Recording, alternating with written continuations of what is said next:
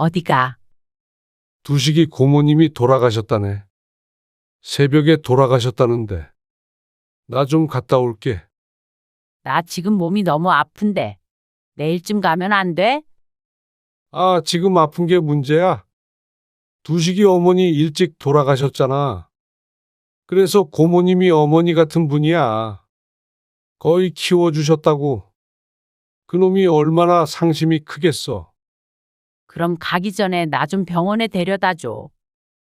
아, 배 좀 아픈 거 가지고 무슨 병원까지 가. 아까 약 사다 줬잖아. 하나 더 먹어. 그쪽 방향 아니야? 당신은 친구 어머니 같은 분 장례식이랑 아파서 죽을 것 같은 아내랑 뭐가 우선이야, 당신은? 오늘 이야기 속 주인공은 64세 한인아 씨입니다. 그리고 그녀의 남편에 관한 이야기이죠. 한 씨는 젊어서는 일하고 아이들 키우느라 정신없이 하루하루를 살았습니다. 이제는 남편도 은퇴했고 자식들도 각자의 가정이 생겼으니 남편과 둘이 행복한 노후를 보내게 될 줄 알았습니다. 나이 들면 남편이나 아내밖에 없다는 말을 심심치 않게 들었고 한 씨도 그게 맞다고 생각했습니다. 결국 나중엔 자식보다도 배우자와 서로를 의지하며 살아가게 되어 있다고 말이죠. 그런데 그건 한 씨만의 착각인 듯 했습니다. 한 씨의 남편은 다른 생각을 가지고 있는 것 같았습니다. 원래도 그랬던 사람인데 은퇴 후에 나이가 들면 들수록 남편은 한 씨가 아닌 친구들을 찾았습니다. 친구만 좋다면 문제될 것이 없겠지만 그러면서 한 씨는 뒷전이 되어버렸습니다. 그래놓고는 매번 친구를 불러서 밥을 먹이고 대소사까지 알아서 챙기는 남편을 보니 이게 한 씨가 바라던 노후의 삶인가 하는 생각이 들었습니다. 아내보다 친구가 더 좋고 중요하다는 남편의 말에 한 씨도 없던 정까지 떨어지는 듯 했습니다. 그렇게 친구가 좋으면 친구랑 살면 될 것을. 밥해줄 사람이 필요해서 자신과 사는지도 몰랐습니다. 그래서 한 씨는 자신이 먼저 남편을 친구들의 품으로 보내버리기로 했습니다. 한 씨는 아들 둘, 딸이 하나 있었습니다. 자식이 셋이다 보니 돈도 많이 벌어야 했고 집에도 항상 일거리가 넘쳐났습니다. 다행히 자식들 모두 잘 커서 좋은 대학에 나와서 직장 다니며 큰 어려움 없이 살고 있었고 모두 결혼해서 각자의 삶을 살고 있었습니다. 막내까지 결혼시키고 한 씨의 삶을 돌아보니 참 정신이 없었습니다. 평생 맞벌이하며 자식들 키우느라 취미 하나 없었고 언제든 만날 수 있는 친구도 주변에 남아있지 않게 되었습니다. 하루하루 사는 게 바빴다는 것은 어쩌면 핑계일 수 있겠지만 한 씨는 늘 가정이 1순위였습니다. 그렇게 키워서 그런지 다들 잘 살고 있었고 한 씨는 자식에 대한 걱정은 더 이상 하지 않았습니다. 이제 한 씨는 60대가 되었습니다. 남편은 은퇴한 지 몇 년 되었죠. 한 씨는 남편보다 2년 먼저 일을 그만두게 되었고 소소하게 용돈벌이 정도 하고 있었습니다. 한 씨는 남편이 은퇴하면 뒷바라지할 자식도 없으니 노후엔 남편과 여행도 다니고 그렇게 작은 행복을 느끼며 살아가게 될 줄 알았습니다. 남편이 한 씨의 노후에 가장 큰 고민거리가 될 줄은 꿈에도 몰랐습니다. 늘 남편의 친구 사랑이 문제였습니다. 옛날에 내가 영철이 얘기한 적이 있었나? 글쎄, 처음 들어보는 이름인데. 중학교 동창 있어.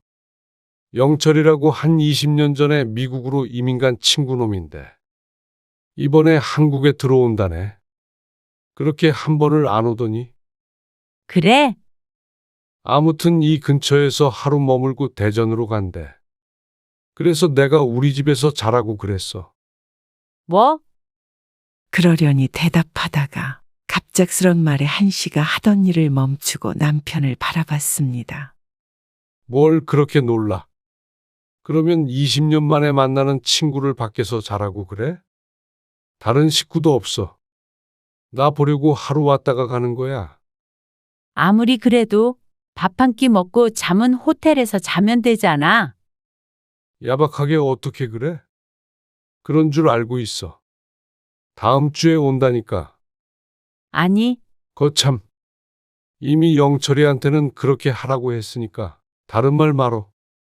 말을 바꾸면 자신이 얼마나 실없는 사람이 되겠느냐며 남편은 한 씨에게 친구를 대접해 줄 것을 요구했습니다. 집에 손님이 와서 식사를 하고 가는 것도 힘들지만 자고 가는 건 그의 몇 배는 더 신경을 써야 했습니다. 그런 중요한 일을 한마디 상의도 없이 결정한 남편에게 화가 났습니다. 그리고 이런 일은 이번이 처음도 아니었습니다. 남편은 젊었을 적부터 주변에 사람이 많았고 본인도 워낙 그런 것을 좋아했습니다. 그래서 꾸준히 한 씨와 갈등이 있었습니다. 아이가 셋인데 퇴근 후에 손님까지 맞아야 하는 한 씨의 입장을 전혀 생각을 안 해주니 당연한 일이었습니다. 이제는 자식들은 없이 한 씨 부부 둘뿐이었지만 그렇기에 더욱더 한적한 노후를 보내고 싶었습니다. 만난 지 20년이나 된 친구까지 집으로 데리고 와서 재우려는 남편의 생각을 이해할 수가 없었습니다. 남편과 한 씨의 성향이 워낙 다르긴 했지만 그건 성향이 아닌 예의 문제가 아닌가 싶었습니다. 그 친구도 편하게 호텔에서 자지 않고 어째서 친구의 집에서 하룻밤을 묵으려는지 몰랐습니다. 남편은 그런 한 씨를 정이 없다며 비난했지만 한 씨는 반대로 남편이 정이 없다고 생각했습니다. 아내인 한 씨에 대한 정말이죠. 그러던 어느 날이었습니다. 우리 고향에 내려가 살자. 당신 고향? 그래. 어머니 살던 집 리모델링해서. 어느 날 남편이 시어머니가 돌아가시기 전에 살던 곳으로 이사를 가자고 했습니다. 마당에 있는 단독주택인데 지금은 비어있는 곳이었죠. 시골에서 어떻게 살아? 그렇게 시골은 아니야. 그래도 차 타고 2시간은 걸리잖아. 차 안 막히면 1시간 40분쯤 걸리나? 그게 그거지. 애들도 여기 다 있고 나도 아는 사람 하나 없이 어떻게 거기 가서 살아?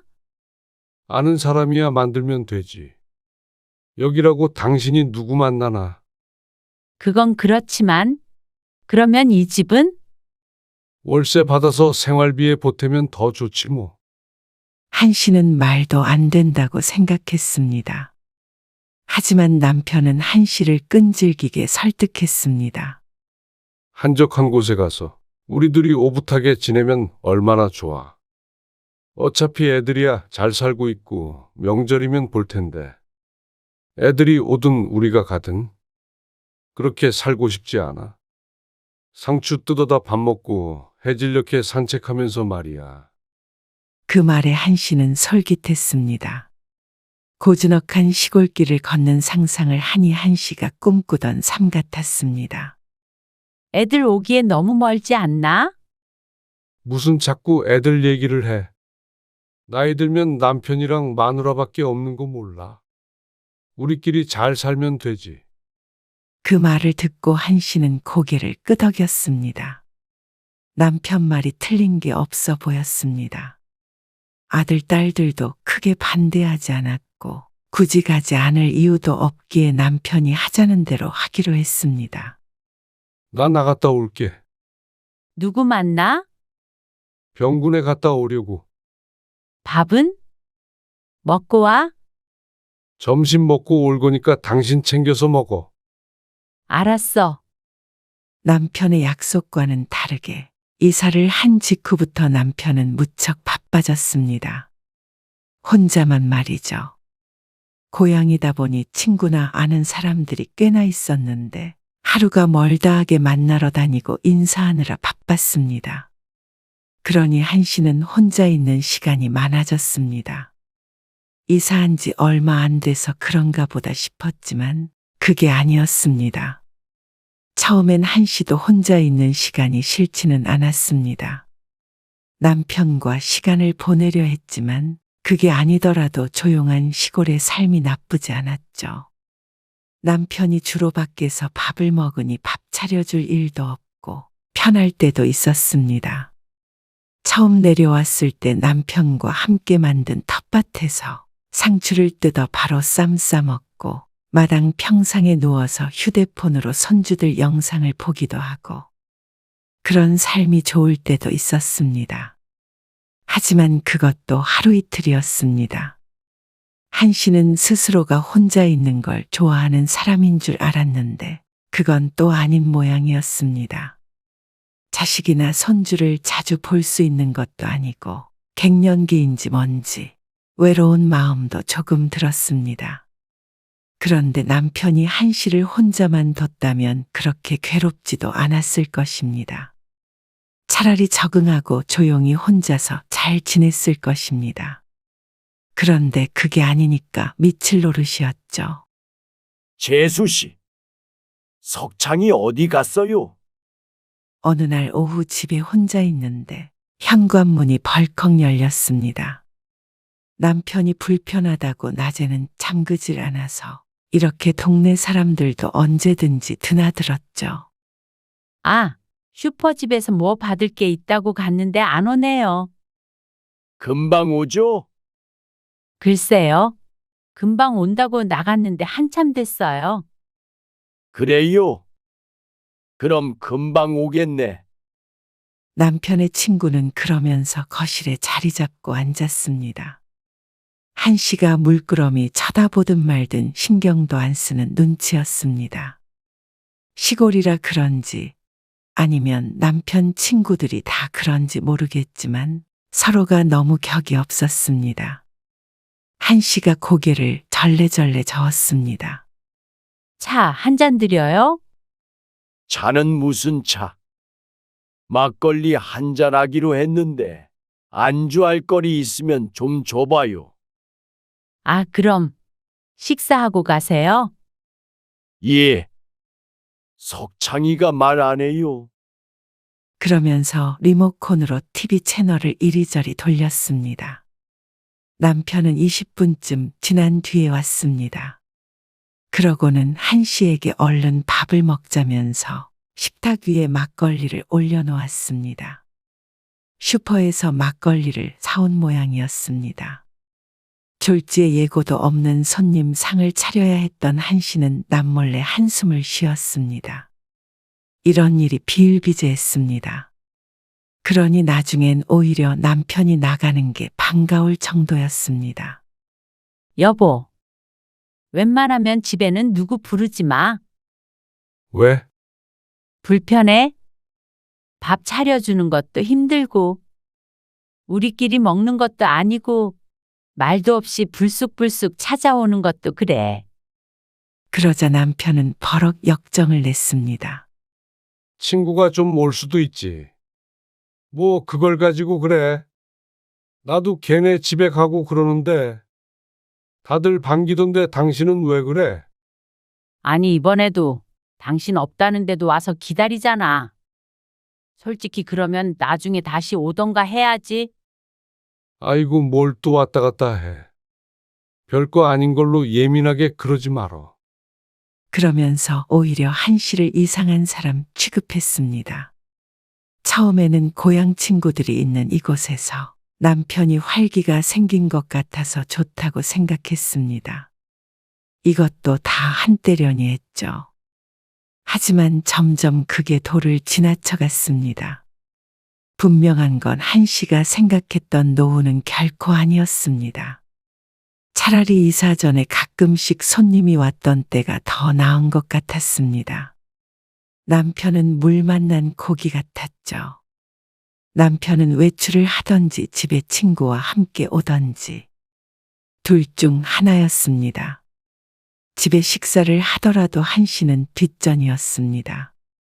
친구와 둘이서 식사하며 술을 마시고 했던 얘기 또 하고 자꾸만 심부름을 시키니 한 씨도 그 자리를 지키고 앉아 있는 게 힘들었습니다. 그래서 같이 앉아서 식사하다가 이제는 밥만 차리고 방에 들어가 버리곤 했습니다. 그래도 남편은 신경도 쓰지 않았습니다. 무슨 할 말이 그렇게 많고 재미난지 몰랐습니다. 한 씨는 혼자 있어도 남편이 있어도 외롭다고 생각했습니다. 그래서 남편에게 얘기를 했더니 남편은 한 씨에게 이렇게 말했습니다. 그러니까 당신도 나가서 사람들 좀 만나고 해. 백날 집에만 있으니까 엉뚱한 생각만 하지. 나이 들어서 혼자 그렇게 있으면 청승맞다 그래. 그렇게 혼자 둔 게 누구인데 그런 소리를 하는지 몰랐습니다. 그리고 남편의 고향에서 자신이 누굴 만날 수 있다고 사람을 만나라는 것인지.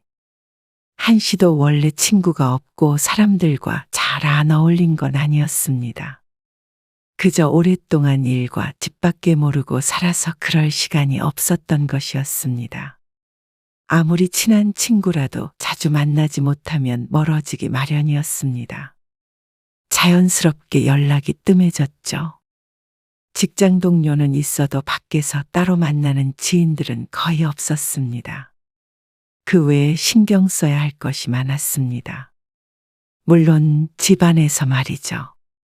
가정에 충실하면서도 인간관계가 좋은 사람은 많겠지만 한 씨는 그게 잘 되지 않았습니다. 어쨌거나 의도한 것은 아니지만 사람들과 덜 어울리게 된 것은 맞았습니다. 한 씨는 남편이 가족이면서 친구라고 생각했지만 남편에겐 한 씨 외에도 친구가 너무 많아서 갈등이 생긴 것인지도 몰랐습니다. 오늘 밭에 풀 좀 뽑아야 해. 잡초 많이 자랐던데. 나 지금 나갈 건데 어디? 두식이랑 막걸리 한잔 하기로 했어. 대낮부터? 그게 낭만이지. 수육 삶아가지고 먹기로 했어. 그래? 그럼 나도 갈래. 당신이 거길 왜 쫓아와? 친구들끼리 할 말이 있어서 가는 건데. 그냥 집에 있어. 풀 뽑아야 된다며? 나 혼자 집에서 풀이나 뽑으라는 거야? 언제 풀이나 뽑으라 그랬어? 심심하면 풀 뽑으라고 한 거지. 그러면서 헛기침을 하더니 나가버리는 남편. 같이 어울려 보려고 노력을 해도 남편은 그런 마음도 몰라주었습니다. 나이가 들면 그렇게 되는 것인지, 만약 이곳에 오지 않았다면 한 씨도 이렇게 남편에게 섭섭한 마음도 가지지 않았을 것입니다. 한 씨도 그곳에서의 생활이 있으니 말이죠. 하지만 남편의 말만 믿고 아는 사람 하나 없는 곳으로 왔는데 이렇게 내버려 두는 게 맞나 싶었습니다. 한 씨는 점점 엉망이 되고 있는 텃밭을 보고는 힘없이 한숨을 내뱉었습니다. 그렇게 1년이 흐르는 동안 한 씨도 남편에게 돌아가자고 몇 번 말해보았습니다. 하지만 남편은 전혀 그럴 생각이 없었습니다. 당신 하도 외롭다고 그래서 두식이랑 재수 씨 집에 초대했어. 뭐? 와이프까지? 그래. 부부 동반으로. 한 씨가 불편한 기색을 보이자 남편은 또 핀잔을 주었습니다. 외롭다고만 하지 말고 당신도 노력을 해. 그러니까 친구가 없지. 동네 사람들하고도 좀 잘 지내면 되잖아. 한 씨는 핑계일 뿐이고 그냥 친구 부부를 초대하고 싶은 모양이었습니다. 그러니 구색을 갖춰 놓으라고 미리 예고를 하는 것이나 마찬가지였죠. 그걸 알면서도 남편의 장단에 맞추자 싶었습니다. 남편의 말대로 이곳에서 지낼 거면 어울려 사는 것은 불가피한 일인 듯 했으니 말이죠. 남편의 친구가 다음날 저녁에 아내와 함께 집으로 찾아왔습니다. 고기도 2근 사와서 같이 구워 먹자고 했습니다. 미리 푸짐하게 상을 준비해 놓으니 분위기도 좋았습니다. 그런데 늘 남편이 문제였습니다. 재수 씨가 서울에 있는 대학 나왔죠?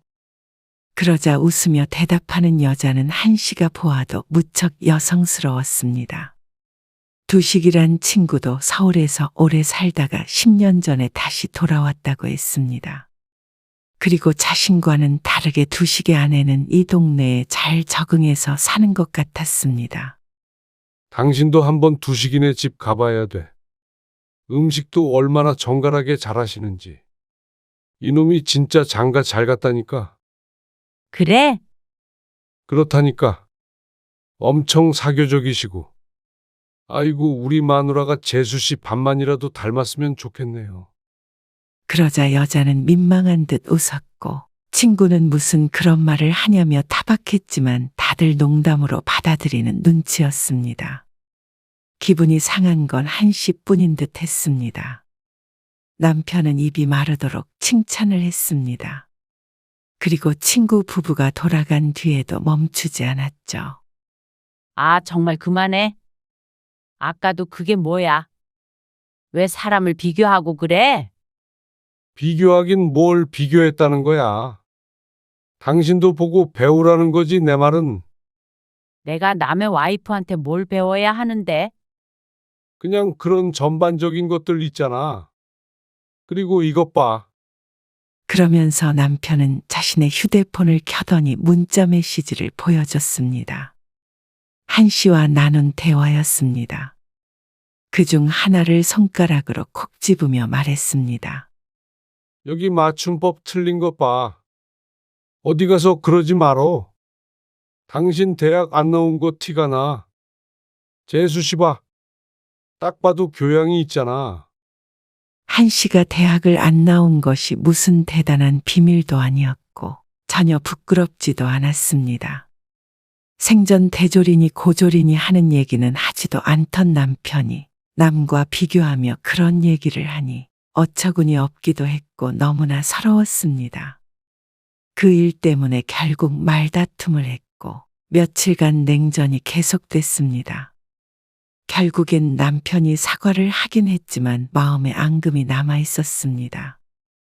이후에 남편이 그 부부를 다시 초대하고 싶어 하는 눈치를 보였습니다. 한 씨는 딱 잘라 거절했습니다. 차라리 혼자서 밭일을 할래. 그리고 한 달쯤 뒤, 한 씨의 생일이었습니다. 큰아들이 전화를 걸어서 오랜만에 올라오라는 말을 했습니다. 작은 아들이 일이 겹쳐서 내려오면 시간이 별로 없으니 한 씨도 자신들이 가는 게 나을 것 같았습니다. 그래서 남편에게 그렇게 말하자 대번 거절의 대답이 돌아왔습니다. 나는 안 가. 당신 혼자 가. 왜? 그래도 생일인데 애들도 보고 같이 밥도 먹고 그러자. 난 그날 약속 있어. 무슨 약속? 두식이랑 호섭이랑. 아무튼 여럿이서 모이는 거라서 나 혼자 못 봐줘. 아니, 와이프 생일에 친구들이랑 모임 약속 잡는 남편이 어디 있어? 당신은 애들한테 간다며? 내가 뭐가 필요해? 진짜 지겹지도 않아? 뭐가 지겨워? 내 생일에까지 꼭 그래야겠어? 아이고, 무슨 생일 타령이야. 다 늙어서. 당신도 가서 손주들 보고 좋겠네. 결국 한 씨는 남편 없이 혼자서 버스를 탔습니다. 그마저도 터미널까지 데려다 주지 않는 남편을 보니 이런 사람과 평생 여기서 살 수가 있을까 하는 생각에까지 이르게 되었습니다. 결국 자식들과 즐거운 1박 2일을 보내고 돌아왔지만 마음 한켠은 무척 공허했습니다. 그리고 얼마 안 돼서 한 씨는 이사한 뒤 처음으로 크게 알았습니다. 아니, 살면서 이렇게 아팠던 적이 있었나 싶을 정도였습니다. 처음엔 배가 아프길래 밥 먹은 게 탈이 났다고 생각했습니다. 그래서 소화제를 먹고 푹 쉬면 괜찮겠지 싶었는데 다음 날에 구토를 하기도 했습니다. 뭐가 잘못된 것 같은데. 한 씨가 끙끙 앓며 남편에게 말했습니다. 모처럼 약속이 없는지 거실에 앉아서 TV를 보고 있었습니다. 남편이 TV에서 눈을 떼지도 않고 대답했습니다. 약 먹어. 해열제 없던데 집에. 해열제까지 먹어야 돼? 몸이 뜨끈뜨끈한 것 같아. 으슬거리는 몸을 양팔로 감싸 안으며 말했습니다. 미안한데 해열제 좀 사다 줘. 집에 해열제도 없어? 비슷한 거라도 먹으면 되잖아. 비슷한 게 어디 있어? 그러자 남편은 귀찮은 티를 숨기지 않고 자리에서 천천히 일어났습니다. 약국이 근처에 없기에 차를 타고 나갔다 와야 했습니다. 기다려봐. 그러더니 나가서 한참 뒤에 돌아왔습니다. 자, 식탁 위에 약을 툭 올려놓으면서 말했습니다. 진통 해열제를 먹자 그래도 조금 나았습니다. 하지만 시간이 지날수록 고개를 갸웃하게 되었습니다. 단순히 배탈이 난 것이 아닌 것 같았습니다. 그런 생각을 하던 찰나에 남편이 전화를 받았습니다. 여보세요. 상대방이 무엇라 하는지 듣고 있던 남편이 지금 가겠다며 다급히 일어났습니다. 어디가? 두식이 고모님이 돌아가셨다네. 새벽에 돌아가셨다는데. 나 좀 갔다 올게. 아침에 돌아가셨으면 이제 겨우 빈소가 차려졌을 것 같은데 뭐가 그리 급한지 남편은 옷장을 뒤적거렸습니다. 나 지금 몸이 너무 아픈데. 내일쯤 가면 안 돼? 아, 지금 아픈 게 문제야? 그 말에 한씨가 잠시 할 말을 잇자 남편이 말을 이었습니다. 두식이 어머니 일찍 돌아가셨잖아. 그래서 고모님이 어머니 같은 분이야. 거의 키워주셨다고. 그놈이 얼마나 상심이 크겠어. 그럼 가기 전에 나 좀 병원에 데려다 줘. 아, 무슨 병원까지 가. 아까 약 사다 줬잖아. 하나 더 먹어. 그쪽 방향 아니야? 그렇게 남편은 붙잡을 새도 없이 차를 타고 가버렸습니다. 그리고 몇 시간 동안 깜깜무소식이었죠. 남편이 집을 나선 지 좋기 4시간은 흘렀는데 도무지 올 생각이 없어 보였습니다. 도저히 안 될 것 같아서 한씨는 한참을 끙끙 앓다가 남편에게 전화를 걸었습니다. 하지만 받질 않았죠. 어느새 바깥은 어둠이 내려앉아 있었습니다. 장례식에 가더라도 벌써 돌아왔을 시간인데 답답했습니다. 시간이 늦어서 버스도 안 다닐 것 같아 콜택시에 전화를 했더니 단체로 단합을 했는지 응답을 하는 사람이 없었습니다. 그렇게 또 1시간 정도를 버티다 남편에게 다시 전화를 걸었더니 드디어 남편이 전화를 받았습니다. 남편은 술에 취해 있었습니다. 아, 왜 자꾸 전화를 해? 그래서 아파서 병원에 가야 한다고 했더니 남편은 대수롭지 않게 택시 타고 가면 되지 왜 전화를 하느냐며 짜증을 냈죠. 내가 두식이 어머니 같은 분이라고 했잖아. 두식이 울고 불고 하고 있는데 당신은 이 와중에 그런 말이 나와? 그 말의 아픔도 잊혀질 정도였습니다. 한씨가 남편에게 물었습니다. 당신은 친구 어머니 같은 분 장례식이랑 아파서 죽을 것 같은 아내랑 뭐가 우선이야 당신은? 아, 당신은 안 죽었잖아. 장래가 우선이지 지금은. 그 말에 한씨는 전화를 끊어버렸습니다. 그리고 구급차를 불러서 응급실에 갔습니다. 급성장염이라고 했는데 장이 너무 부어서 입원을 해야 한다고 했습니다. 수액을 맞으며 한씨는 눈물을 삼켰습니다. 눈물도 아까웠습니다. 진통제를 맞자 한결 나았습니다. 며칠 뒤 퇴원한 한씨가 남편에게 물었습니다. 당신은 친구가 그렇게 좋아? 남편이 지은 죄가 있는 걸 아는지 병원에서도 그렇고 퇴원에서도 한씨의 눈치를 보았습니다. 그러면서도 내뱉는 말은 무척 솔직했습니다. 나중에 나 죽으면 올 놈들 많고 좋지. 그리고 이번 일은 그래? 그러면 나 죽으면 아무도 안 오겠네. 친구가 없으니까? 그러면 나도 사람들 좀 만나면서 살아야겠다. 여기서 남편이 어리둥절해하며 물었습니다. 아니, 나 다시 돌아갈래. 어딜? 집으로. 안 그래도 보름 전쯤에 새를 낳던 아파트 세입자가 곧 나간다며 아들이 부동산에 내놓겠다고 하던 참이었습니다. 남편도 그걸 알기에 눈을 크게 떴습니다. 다시 집으로 가겠다고? 그럼 나는? 당신은 계속 여기서 살아. 뭘 물어? 나도 나 좋은 곳에서 자식들도 만나고 친구도 만나고 그렇게 살래. 갑자기 왜 그래? 그때는 어쩔 수 없었던 일이었잖아. 당신 그렇게 아픈 줄 알았나? 아니, 그렇게 친구가 와이프보다 좋다고 그러니까. 나도 얼마나 좋은지 한번 똑같이 살아봐야지. 무슨 말이야, 그게. 남편은 무척 당황한 듯 말했습니다. 나 혼자 여기서 어떻게 살아? 지금도 혼자 사는 거나 마찬가지 아니야? 친구들 오면 밥 차려줄 사람 필요해서 그래. 아니, 무슨 말을 그렇게 하냐?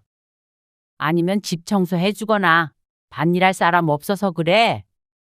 당신은 여기서 실컷 하고 싶은 거 하고 만나고 싶은 친구들 실컷 만나면서 살아. 내 눈치 보지 말고. 말이 돼, 그게? 이제 보니까 아직 아픈가 보네. 이상한 소리 하지 말고 잠이나 자. 눈치를 보던 남편은 한씨가 헛소리를 한다는 듯이 인상을 찌푸리며 고개를 돌렸습니다. 그런데 얼마 뒤에 한씨는 짐을 싸서 올라가 버렸습니다. 남편은 그 와중에도 친구들과 막걸리를 마신다며 집에 없었습니다. 진짜로 갈 줄은 몰랐던 것이었겠죠. 당신 정말 이럴 거야? 빨리 안 내려와. 서로 좋아하는 곳에서 살겠다는데 왜 그래? 서운한 건 알겠는데. 대화로 풀어야지. 그렇게 짐 싸서 가버리면 어떡하자는 거야? 당신이 나랑 대화하려고 한 적이나 있어? 그저 친구밖에 모르고 나는 늘 뒷전이었잖아. 뭘 또 뒷전이래? 과장하지 마. 갑자기 왜 그래 당신은? 친구만 있으면 살잖아. 누가 언제 그랬다고. 노후엔 이렇게 사는 걸로 해. 남편 마음대로 하라며 화를 내고선 전화를 끊었습니다. 그렇지만 며칠 가지 않아서 다시 전화를 했습니다. 나 지금 거기로 올라가려고 짐 싸. 뭐 알아?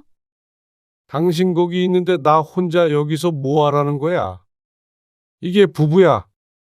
나는 같이 있을 때보다 훨씬 부부답다고 생각하는데. 당신이랑 전화 통화도 하고 말이야. 당신 짐 싸서 오면 나는 이 집에서도 나가서 따로 살아버릴 거야. 이번엔 한씨가 먼저 전화를 끊었습니다. 한씨는 정말로 그랬습니다. 다시 올라오자 삶이 좀 더 편안해졌습니다. 혼자인 건 마찬가지였는데 남편과 함께 살면서 혼자인 것과 애초에 혼자인 건 달랐습니다.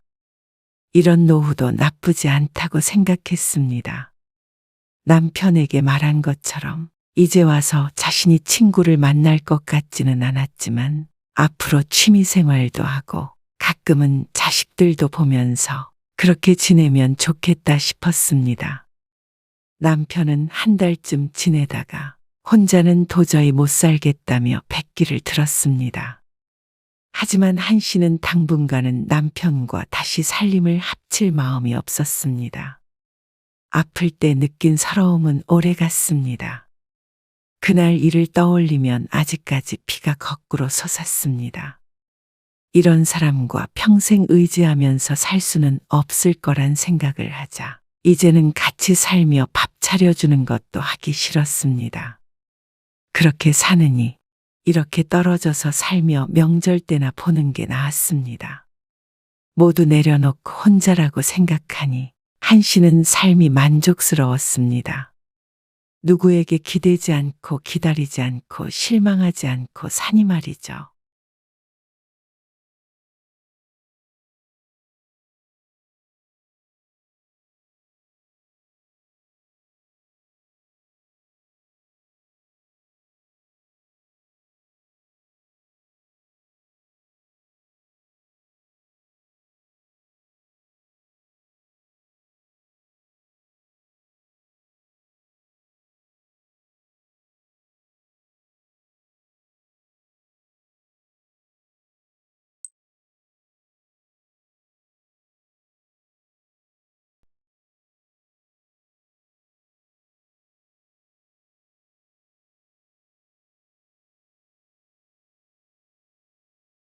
그럼 너희 할아버지 할머니 이름도 알아?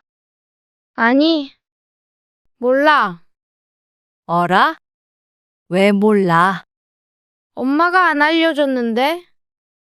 그럼 외할머니랑 외할아버지 성함은 누가 알려줬어? 엄마랑 아빠가. 아, 그래? 그러면 할머니, 할아버지 이름도 알려줄게. 다음에 기억하는지 물어볼 거야. 싫어. 몰라, 기억 못해. 왜? 할머니 이름 쉬워. 할머니 싫어. 뭐, 왜 싫은데? 그냥, 할머니, 할아버지는 준호랑 희은이 이렇게 예뻐하는데. 근데 엄마가 친할머니한테 전화하지 말고 우리 할머니한테만 전화하라고 그랬는데? 오늘 이야기 속 주인공은 69세 박성문 씨입니다. 그리고 그의 아들과 며느리에 관한 이야기이죠.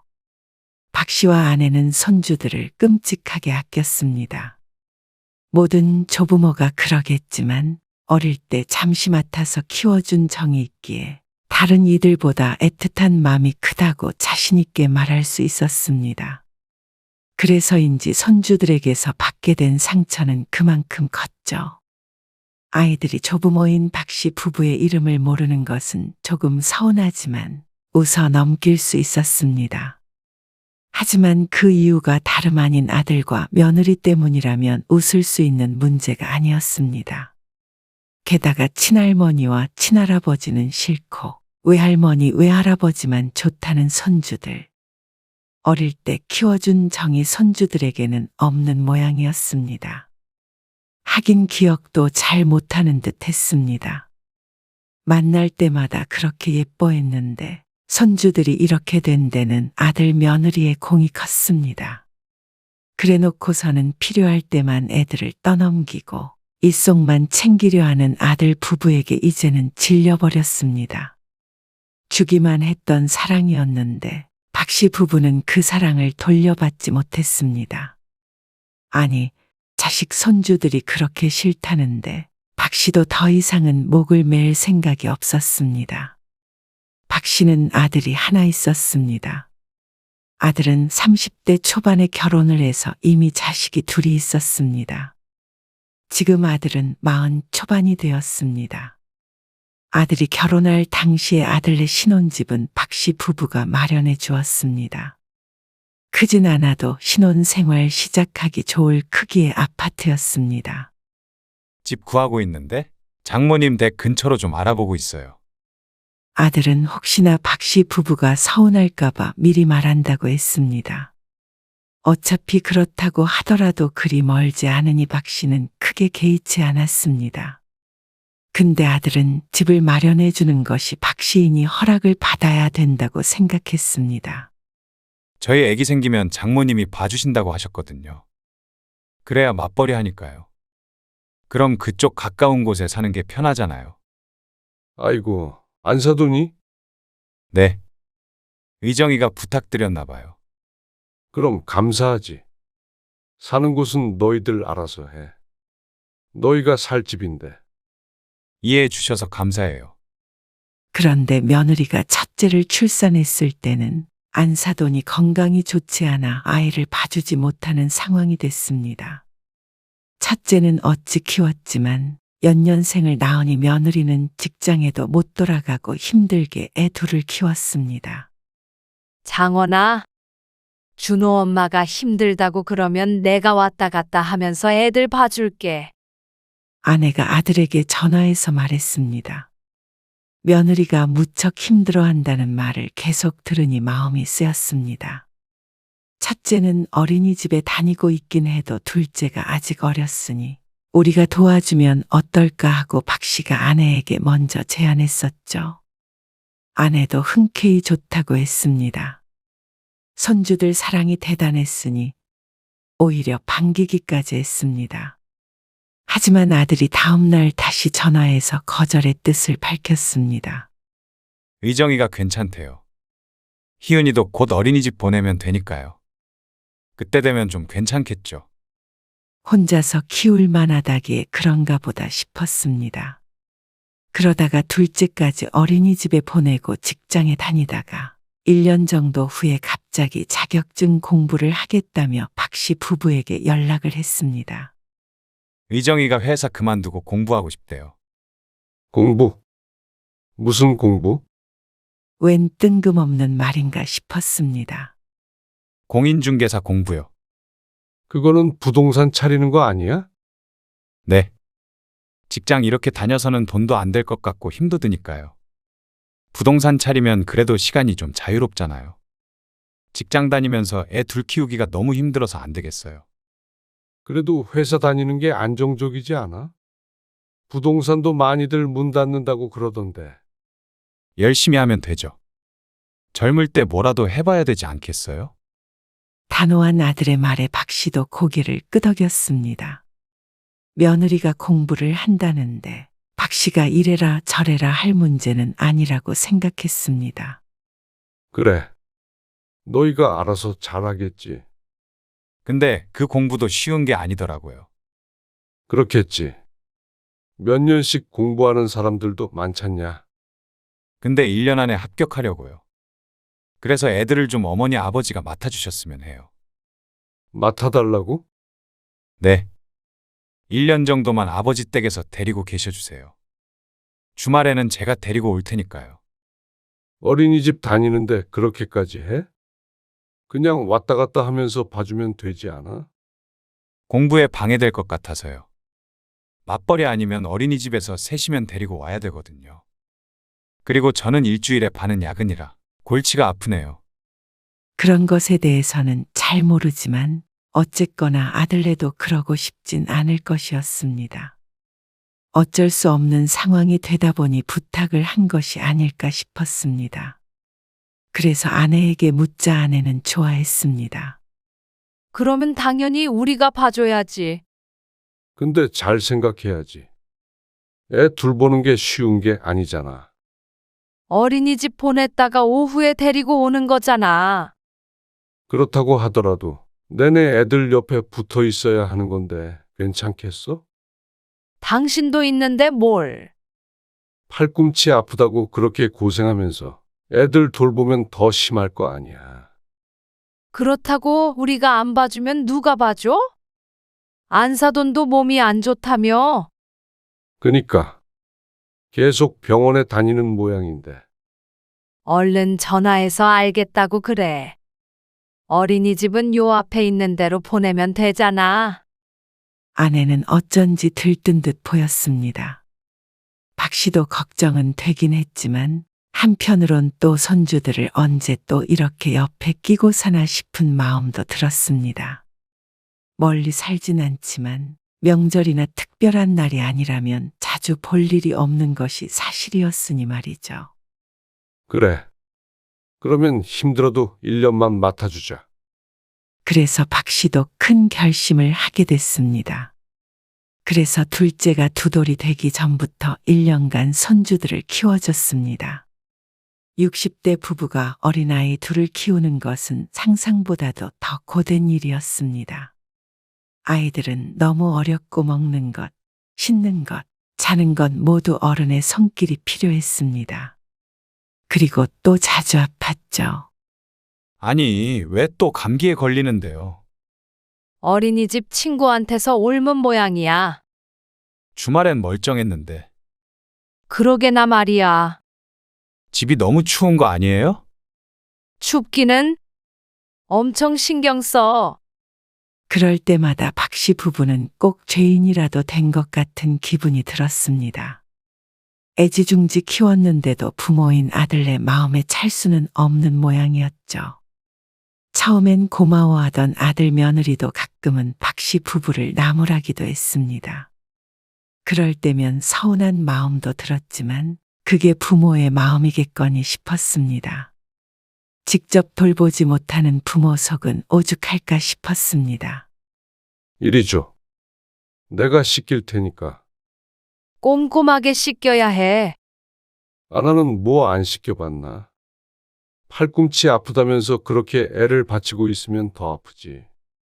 내일은 병원 꼭 가보고. 말을 안 들어 아무튼간. 아이고 시원해?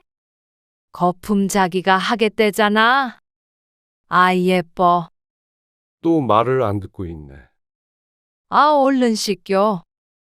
애 추워. 그래도 박씨 부부는 손주들이 예쁘고 애틋했습니다. 남의 자식이었으면 일주일도 못 버텼겠지만 내 손주니까 사랑으로 키울 수 있었습니다.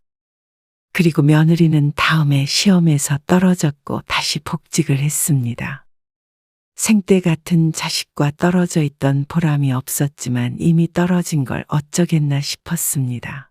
여태 한 게 아까우니 다시 도전해도 안 될 것 같냐는 박 씨의 질문에 며느리는 고개를 가로저었죠.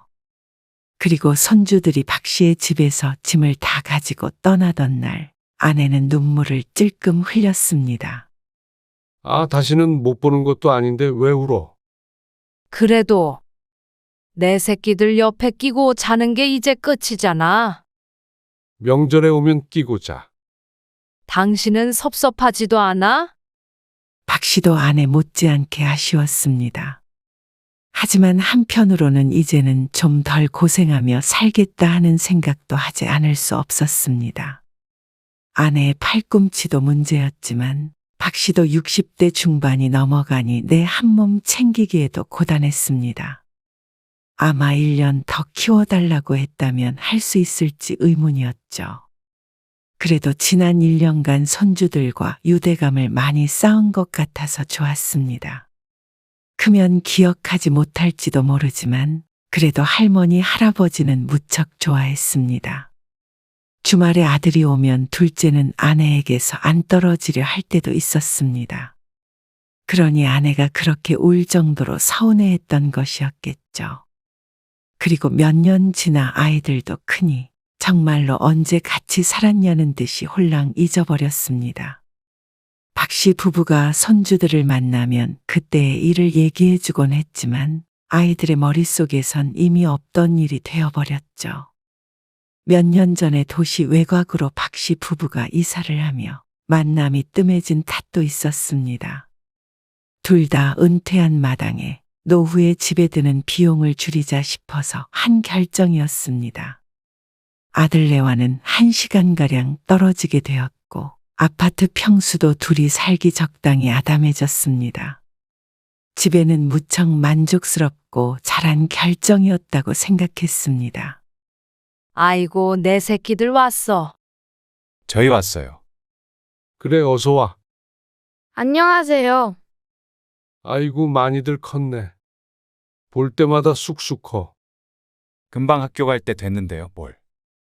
명절에 손주들을 보면 그렇게 반가울 수가 없었습니다. 아이들은 몇 개월 사이에도 훌쩍 컸습니다. 박 씨의 다리에 매달려 놓던 그때의 애기들이 아니었죠. 여기 준호랑 희은이 선물. 명절이라고 마트에 가서 가장 큰 선물을 한참 전에 사두어 방에다 보관하고 있었습니다. 나 이거 싫은데. 뭐? 준호 너 제일 좋아하던 거잖아. 그래서 할머니가 제일 좋은 걸로 사왔는데. 어머님, 이제 준호 그거 안 갖고 놀아서 다 중고로 팔았어요. 정말? 큰 손주의 입이 뚱하니 나와 있었습니다. 아이고 할머니가 몰랐네. 준호 좋아하는 걸로 다른 거 사줄게. 그래. 일단 앉아서 밥 먹어. 너희들 온다고 종일 요리했어. 아들 며느리, 손주들이 좋아하는 음식을 잔뜩 준비하고 기다렸습니다. 손주들이 밥을 맛있게 먹는 것만 봐도 배가 불렀습니다. 이거 받고 나중에 준호 좋아하는 장난감이나 운동화 같은 거 사줘. 희윤이도 서운하니까 같이 사주고. 어머, 안 주셔도 되는데. 감사해요. 어서 받아. 박 씨 부부는 이렇게 가끔 보면 너무 기뻤고 하나라도 더 주고 싶어 한달이었죠. 이럴 줄 알았으면 이사를 하지 말 걸 그랬나. 어차피 계속 거기 살았어도 애들 학교 다니고 그러다 보면 잘 못 만날 텐데. 무슨 안사도는 거의 매일 보는 것 같던데 뭐. 아내의 말에 과장은 있었지만 거짓은 아니었습니다. 건강을 회복한 안사돈은 하루가 멀다 하고 아들네와 왕래를 하는 것 같았습니다. 차 타고 10분 거리에 산이 그럴 수가 있었습니다.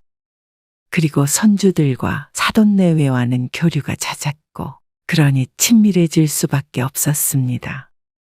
반면에 1년에 몇 번 보지 못하는 박씨 부부는 딱 그만큼 점점 멀어졌습니다. 여보세요? 희은아, 유치원 다녀왔어? 응. 집이야? 아니, 우리 할머니 집. 우리 할머니? 응. 아, 외할머니 댁에 갔구나. 그래, 알았어. 나중에 집에 가면 전화해. 알겠지? 응. 손녀딸에게 전화를 했더니 사돈네에 가 있는 모양이었습니다. 아이들에게 전화만 해봐도 일주일에 적어도 3일은 같이 있는 듯 보였습니다. 그럴 때면 마음 편히 전화통화도 하지 못했습니다. 그런데 전화를 하다 보면 꼭 아이들이 사돈을 우리 할머니, 우리 할아버지라고 지칭했습니다. 박씨 부부에게는 그런 적이 없었는데 말이죠. 그래서 어느 날은 아내가 농담 섞어 아이들에게 물었습니다. 그러면 나는 무슨 할머니야? 할머니? 그래. 할머니도 우리 할머니야? 할머니는 그냥 할머니야. 할아버지도 그냥 할아버지고. 그 말에 아내는 잠시 말을 잃었습니다. 아무리 아이가 하는 말이라도 못내 서운한 것 같았습니다. 애들이 그런 뜻으로 한 말이겠어? 당연히 매일 붙어 있는 할머니가 우리 할머니겠지. 애들한테는 그래도 그렇지. 우리도 키워준 할머니, 할아버지잖아. 마음이 좀 그렇네. 옛날 일을 애들이 기억하나. 옛날은 무슨? 몇 년 되지도 않았구만. 구시렁거리는 아내를 달랬지만 사실 박 씨도 마냥 유쾌한 기분일 수는 없었습니다. 키워줬던 정이 있기에 어쩔 수가 없었죠. 아버지, 이번 명절에는 못 갈 것 같아요. 왜? 처가 식구들이랑 동해로 여행 갈 것 같아요. 다 같이 가는 거라 준호 엄마도 가고 싶어 하네요. 사돈네와 여행에 가기 위해 명절에는 오지 못한다는 아들의 연락을 받았습니다. 그래? 그렇게 해. 어쩔 수 없지 뭐. 자주 보지 못하는 자식이기 때문에 1년에 몇 번 없는 만남이 미뤄져 마음은 헛헛했지만 반대하지 않았습니다. 그리고 막상 아들네가 오지 않고 명절에 둘이 있으니 조용하니 생각보다 좋은 시간을 보냈습니다. 물론 손주들이 왔다면 더 좋았겠지만 말이죠. 준호 여행 갔다 왔겠다. 애들한테 전화 좀 해봐. 잠깐만. 연휴 마지막 날 저녁에 아내가 손주들이 궁금하다며 박 씨에게 말했습니다. 명절 내내 아무도 연락이 없어 조금은 허전하던 참이었습니다. 지금쯤이면 집에 돌아가 쉬지 않을까 싶었습니다. 여보세요. 준호니? 명절 잘 보냈어? 손자 휴대폰에 전화를 거니 곧바로 전화를 받았습니다. 박 씨가 반갑게 인사했지만 손자의 퉁명스러운 목소리가 들렸습니다. 할아버지, 나 게임 중이야. 그래? 할아버지가 준호 잘 있나 궁금해서 전화했지. 나 지금 이거 해야 돼. 너 전화하면 안 돼. 안녕. 여보세요. 준호야? 그러고는 아무 소리도 들려오지 않았습니다. 뭐야, 끊었어? 옆에서 아내가 왜 그리 빨리 끊었냐면서 의아하게 쳐다보았습니다. 아니, 게임 중이라고 전화하지 말라네. 뭐? 박 씨도 아내도 황당해서 말을 잃었습니다. 다시 전화를 걸려다 말고 멈칫했습니다. 또 전화하지 말라는 손자의 말이 떠올랐습니다. 그리고 그런 일이 비일비재했습니다.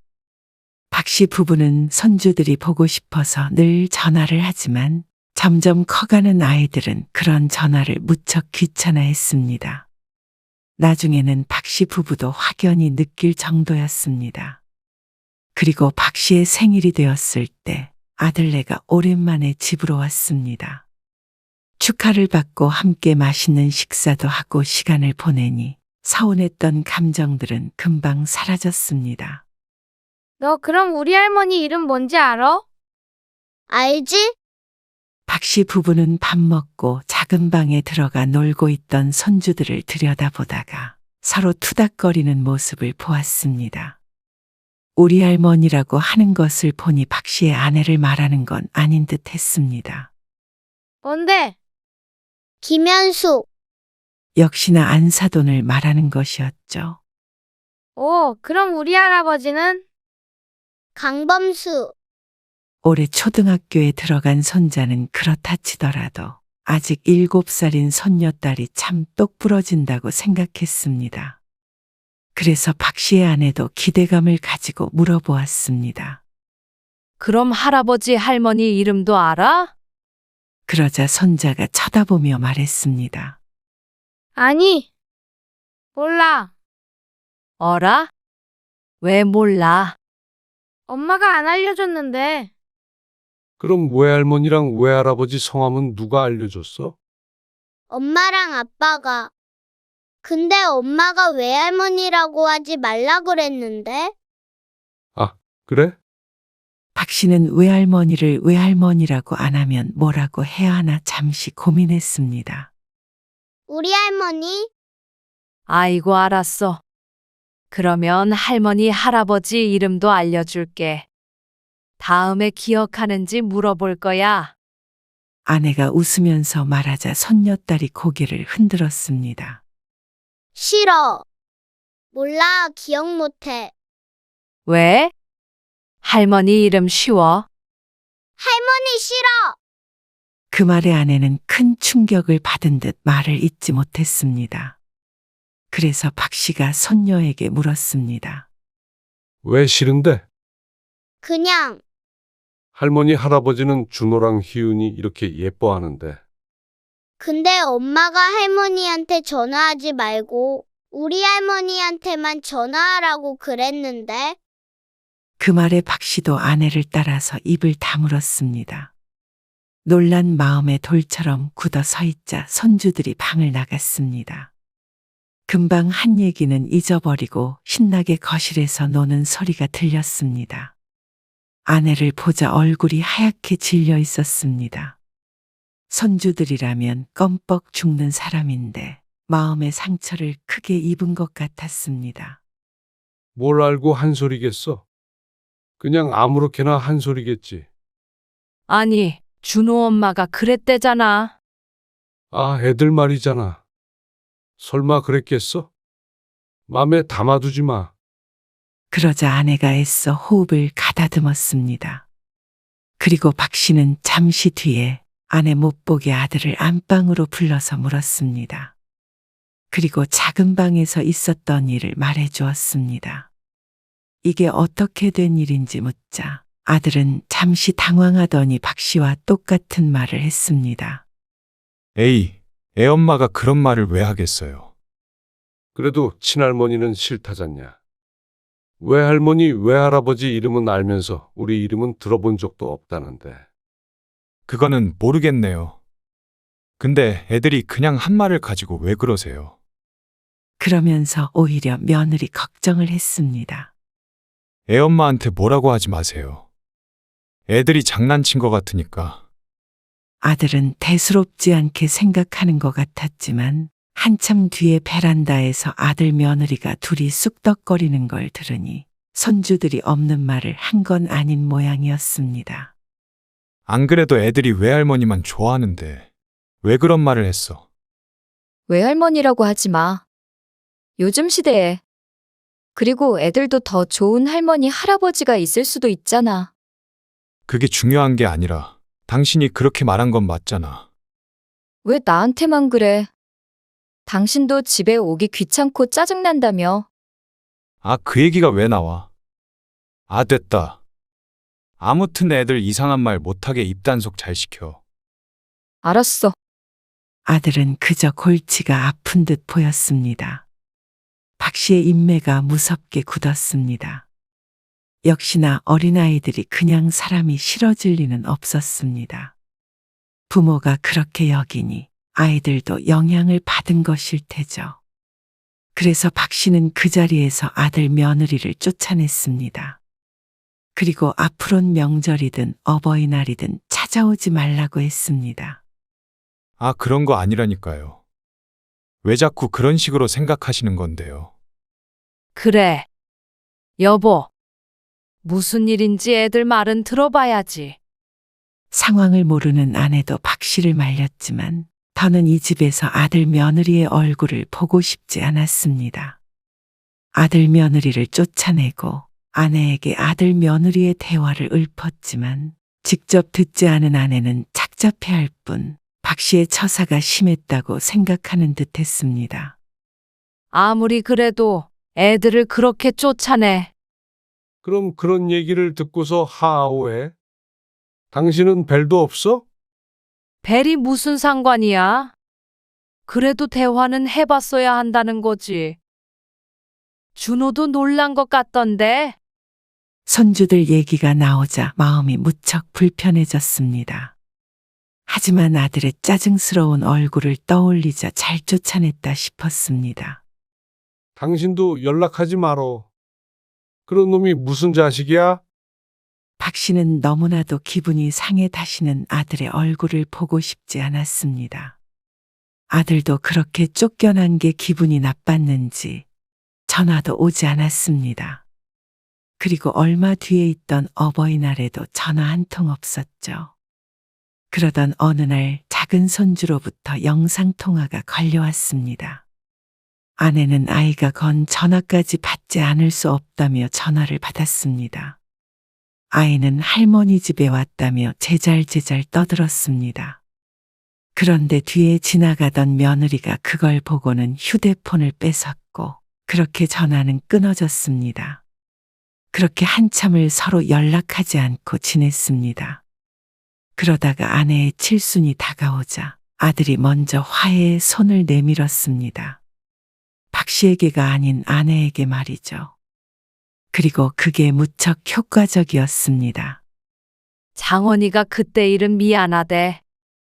그래도 그런 뜻으로 한 말은 아니었다고 그러더라. 이번에 내 칠순 때 같이 여행 가자고 그러네. 아, 무슨 여행이야? 그래도 먼저 잘못했다고 그러는데 부모가 못 이기는 척하고 받아줘야지. 자식하고 계속 이렇게 지내? 그리고 애들도 보고 싶고. 애들도 친할머니, 친할아버지는 싫대잖아. 아이고, 애들이 그런 말 할 수도 있지. 아마 다 잊었을걸? 그리고 내 칠순인데 나는 애들이랑 여행 가고 싶어. 팔순 때는 가고 싶어도 못 갈 거 아니야. 몸이 따라줘야지. 가서 애들이랑 화해도 하고 추억도 만들고 그럽시다. 아내가 하도 애원하는 바람에 박 씨도 마음을 돌려야 했습니다. 아들이랑 연락 안 하고 지낸 기간 동안 박 씨라고 마냥 마음이 편했던 것은 아니었으니 말이죠. 그래서 박 씨는 아내의 말처럼 못 이기는 척 아들의 전화를 받았습니다. 그리고 앞으로는 그런 일 없게끔 하겠다는 말을 듣고는 아내의 칠순에 함께 제주도로 여행을 가게 되었습니다. 모처럼 다 같이 간 여행에 손주들도 좋아했고 무엇보다 아내가 참 행복해했습니다. 그러니 박 씨도 어느 정도 마음이 풀렸습니다. 그래 살다 보면 이런 일도 있고 저런 일도 있을 수 있다 생각하기로 했죠. 그런데 2박 3일 여행은 마냥 아름답지만은 않았습니다. 호텔을 이렇게 예약했어? 네. 어머니, 아버지도 애들이랑 같은 방 쓰는 게 좋지 않으세요? 그럼 좋지. 이렇게 자. 아들 부부는 따로 방을 예약했고 박 씨 부부와 아이들이 한 반에 들어갔습니다. 아내는 좋아했죠. 아내는 종일 아이들을 쫓아다니며 뒤치다꺼리를 했습니다. 식당에서도 그렇고 호텔에 와서도 손수 머리 감기고 하면서 말이죠. 애들 다 컸는데 뭘 그렇게 쫓아다녀? 다 커도 내 새끼지. 미소 짓는 아내를 보며 박 씨도 웃으며 고개를 절레절레 저었습니다. 그런데 잠에 들 때가 되었을 때 아내가 큰 손주한테 물었습니다. 준호는 할머니, 할아버지랑 여행 오니까 좋아? 하지만 침대에 누워 휴대폰 게임에 빠져 있는 손자는 대답하지 않았습니다. 아내는 대답을 재촉하지 않고 손녀딸에게 다시 물었죠. 그러니까 둘째가 이렇게 대답했습니다. 할머니, 할아버지랑 여행 오기 싫었는데 재미있었어. 뭐? 왜 싫었어? 야, 그러자 손자가 여동생을 불렀습니다. 하지만 손녀딸은 아랑곳하지 않고 말했습니다. 우리 엄마가 싫다고 그러니까 나도 싫지. 너 엄마한테 이른다. 내가 뭘? 근데 애기 때문에 어쩔 수 없이 와야 된다고 그랬잖아. 그러자 손자가 검지손가락을 입에 갖다 대는 신용을 했습니다. 왜? 엄마가 말하지 말래? 그러자 손녀딸이 오빠의 눈치를 보며 고개를 끄덕였습니다. 엄마한테 이르지 말라면서 말이죠. 너 다 잃을 거야. 아, 왜? 아들이 지난번에 입단속을 하라더니 손녀딸의 입단속까진 제대로 시키지 못한 모양이었습니다. 그런데 때마침 손자의 휴대폰이 울렸습니다. 안사돈에게서 영상통화가 걸려왔습니다. 여행은 재밌냐면서 즐겁게 통화를 하는데 손자도 손녀도 방금 있었던 일을 잊고 안사돈과 얘기하느라 정신이 없어 보였습니다. 안사돈은 같은 공간에 박씨 부부가 있던 말던 신경도 안 쓰는 눈치였습니다. 그렇게 30분가량 통화를 이어가는 동안 박씨 부부만 석상처럼 굳어져 있었습니다. 아내도 이게 무슨 말인가 싶었습니다. 손녀딸이 말하는 애기는 다 뭐고 말이죠. 시간이 늦어 아이들을 재우고 박씨는 뜬 눈으로 밤을 지새웠습니다. 얘기를 하더라도 날이 밝고 하자며 말이죠. 다음 날 아침에 마주치자마자 손자가 며느리에게 말했습니다. 엄마, 희은이가 엄마가 말하지 말랬는데 동생 얘기했어. 뭐?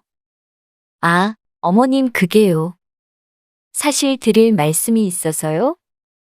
아들 며느리의 말을 들으니 이렇게 여행을 오게 된 목적이 따로 있었습니다.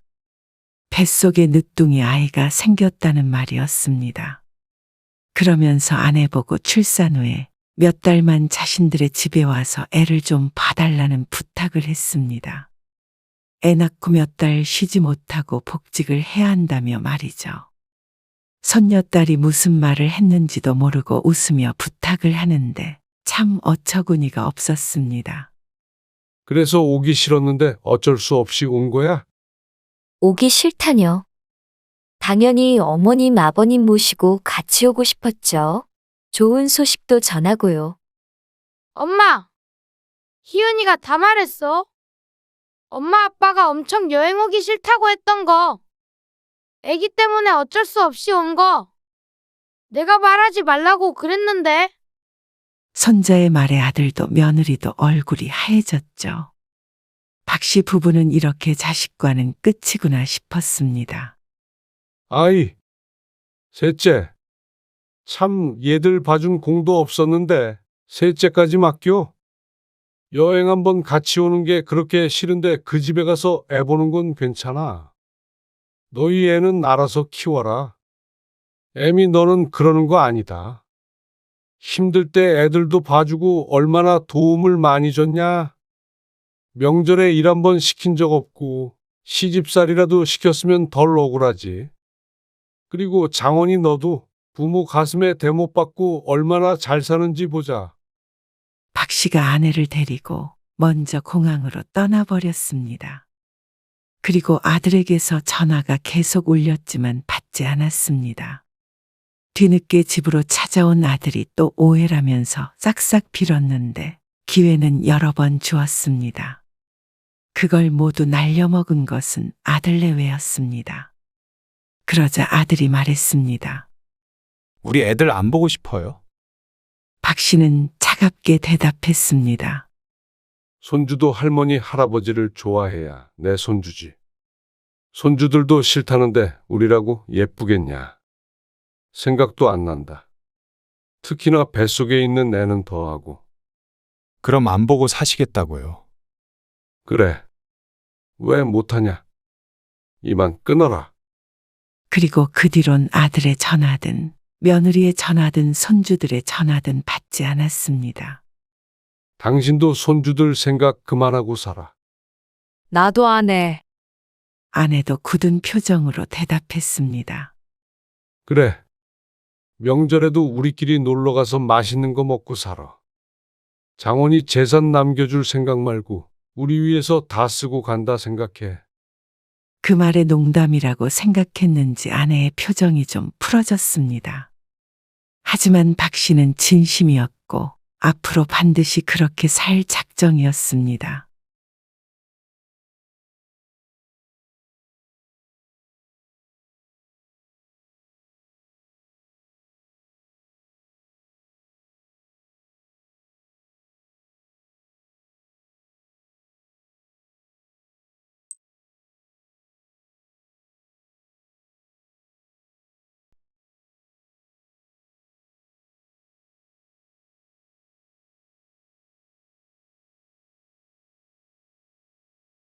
애미야, 이만 일어나라. 다 와간다. 내릴 채비해. 트렁크에 있는 짐 혼자 못 들잖아. 준서 챙겨. 우리가 들어다 줄 테니까. 네, 아이고, 돌아갈 길이 막막하네. 그래도 내려갈 땐 길이 덜 막히겠지.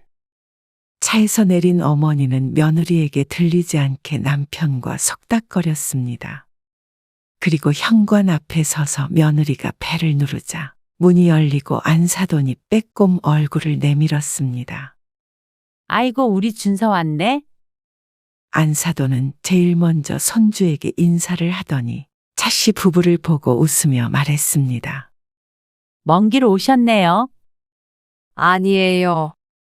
아들이 없으니 저희가 데려다 줘야죠. 네. 그러면 이만 가보세요. 운전 조심하시고요. 조심히 가세요. 오늘 이야기 속 주인공은 67세 차은석 씨입니다. 그리고 그녀의 아들과 며느리에 관한 이야기이죠. 차 씨의 며느리는 차 씨 부부가 바라던 며느리상과는 사뭇거리가 있었습니다. 딸이 둘이고 아들이 하나라 며느리도 유일했는데 명절 같은 때 가끔 만날 때면 차 씨의 속을 뒤집어 놨습니다. 며느리가 아니라 밥 한 끼 얻어먹으러 온 객이라도 좀 거들겠다는 말 한마디라도 할 텐데 며느리는 한 번을 그러는 법이 없이 드러누워만 있었습니다. 게다가 아들 없이 홀로 친정에 가야 하는 상황에 며느리 힘들까봐 사돈네까지 5시간이 걸려 차로 데려다 주었습니다. 그런데 그 오랜 시간 힘들게 운전한 차씨 부부에게 차 한 잔 마시고 가란 소리를 하지 않는 며느리. 그리고 사돈마저도 현관문을 열어 빼꼼히 내다보기만 했지 손주만 안고 들어가 버렸습니다. 기본적인 인지상정도 없는 가족인 듯했습니다. 그러니 며느리의 그간 행동이 설명이 되는 것 같았죠. 이렇게 저밖에 모르고 시부모 알기를 우습게 하는 며느리는 차씨도 더 이상은 대접해주고 싶지 않았습니다. 그동안 시집살이 당한다고 생각할까봐 오히려 차씨 부부가 눈치를 보내며 지냈는데 다 소용없는 짓이었죠. 그래서 이젠 그렇게 살지 않기로 했습니다. 차씨는 딸이 둘 있었고 아들도 하나 있었습니다. 딸들과 나이 터울이 조금 있어서 누나들이 막내 아들을 키우다시피 했습니다. 그만큼 온 가족이 아들을 예뻐했습니다. 누다 둘은 진작에 결혼을 해서 아이들도 있었고 마지막 차례인 아들이 결혼할 때는 다들 기대감에 들떠 있었습니다. 새로운 식구를 맞는 것에 설레는 것도 있었지만 며느리가 생기는 것이니 집안 분위기가 조금 달랐죠. 언니랑 나랑 돈 모아서 올케한테 선물 주려고. 무슨 선물? 그냥 결혼 선물. 가방 사주기로 했어. 그래서 아들이 결혼할 때는 차 씨의 딸들이 며느리에게 따로 명품 선물을 사주기도 했습니다. 축의금과는 별개로 말이죠. 모두 다 다른 지역에 살아서 거리가 가까운 것은 아니었지만 그래도 친밀하게 지내고 싶었습니다. 하지만 아들이 결혼한 후 첫 명절에 우리 며느리가 조금 다르구나 하고 생각하게 되었습니다. 먼저 결혼한 딸들이 명절에 차 씨의 집에 올 때와는 무척 달랐습니다. 딸 둘 모두 시집에서 음식하고 설거지하느라 친정에 오면 거의 녹초가 되어 있었습니다. 그래서 차 씨는 며느리 고생시키지 말자고 다짐했습니다. 그런데 딸들과 며느리의 나이 차이가 10살가량 차이가 나서 그런지 젊은 사람은 다르긴 달랐습니다. 차 씨가 다짐하고 말고 할 것도 없었죠. 엄마, 저희 왔어요. 그래. 길 많이 안 막혔어? 올만했어요. 오느라 고생했네. 배고프지? 결혼 후 첫 명절. 아들 내외가 연휴 첫날 차 씨의 집을 방문했습니다. 길이 막혔는지 오후 늦은 시간이었습니다. 음식하고 계셨어요? 저는 다 붙였고 내일 손 덜 가게 미리 하고 있었지. 거의 했어. 너희 저녁 먹어야지. 네. 배고프네요. 다음날 차례 음식을 하던 중에 아들이 배고프다길래 저녁밥을 조금 일찍 차리기 위해서 부엌을 정리하기 시작했습니다. 저기 너 쓰던 방에다가 침 놔. 정리해놨어. 작은 방으로 들어간 아들 내외. 5분 뒤 아들만 나와서 손을 씻었습니다. 뭐 좀 거들까요? 거실에 밥상 좀 펴라. 여기서는 못 먹겠다. 식재료들이 쌓여 있어서 거실에서 먹는 게 나을 듯 보였습니다. 유정이는? 방에 누워 있어요. 짐을 두러 들어가서 누워 있다는 며느리. 차 씨는 오래 차 타고 오느라 고생했나 보다 생각해서 부르지 않았습니다. 잠시 화장실에 가기 위해 작은 방을 지났는데 열린 문틈 사이로 누워서 휴대폰을 보고 있는 며느리가 보였습니다. 그래도 시집에 와도 불편해하지 않는구나 싶어 다행이라고 생각했습니다.